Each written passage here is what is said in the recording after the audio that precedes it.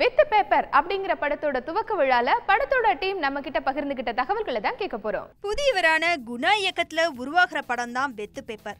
வித்தியாசமான பேர் கொண்ட இந்த படம் இயக்குனர் பாலு மகேந்திராவுக்கு சமர்ப்பணம் பண்ற விதமா உருவாகுது.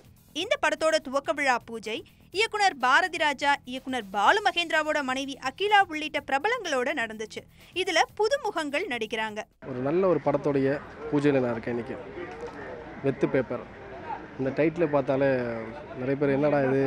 நான் நேற்று வந்து ஒரு ஃபோன் பண்ணி நான் நிறைய பேருக்கு என் ஃப்ரெண்ட்ஸுக்கு இன்வைட் பண்ணேன். ஒரு முக்கியமான சர்க்கிள்க்கெலாம் இன்வைட் பண்ணேன். சார் நாளைக்கு என்னுடைய படத்தோட பூஜை சார் அப்படின்னு. என்ன படம் அப்படின்னாங்க. வெத்து பேப்பர் அப்படின்னு.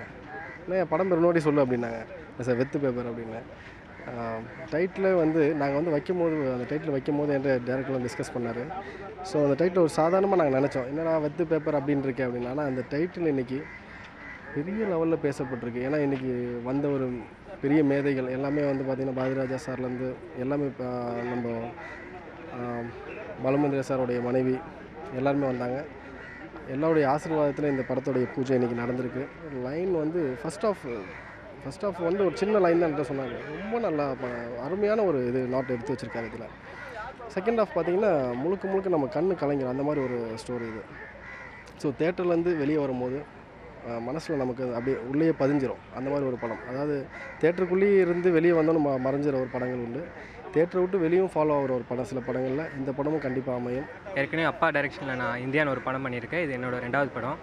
வித் பேப்பர் படத்தில் 5 ஹீரோவில் ஒரு ஹீரோவாக பண்ணிகிட்ருக்கேன்.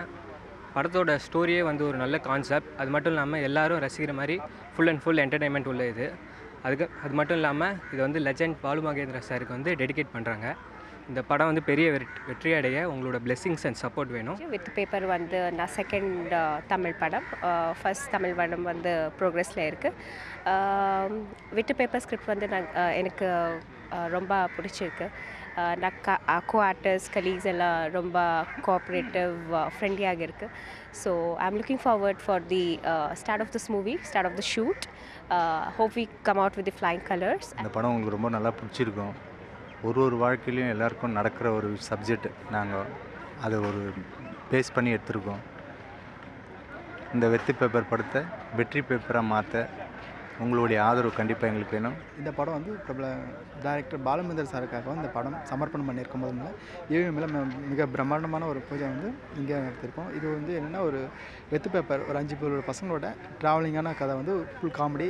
என்ன பவர் சார் எல்லாமே நிறைய பேர் இன்னும் லிவிங்சன் சார் எல்லாமே நடிக்க இருக்காங்க. இப்பெல்லாம் இளம் இயக்குனர்கள் ரொம்பவே வித்தியாசமான படங்களை கொடுத்துட்டு இருக்காங்க. அந்த வரிசையில் இந்த இளம் இயக்குனர் இணையறாரான்னு பார்க்கலாம்.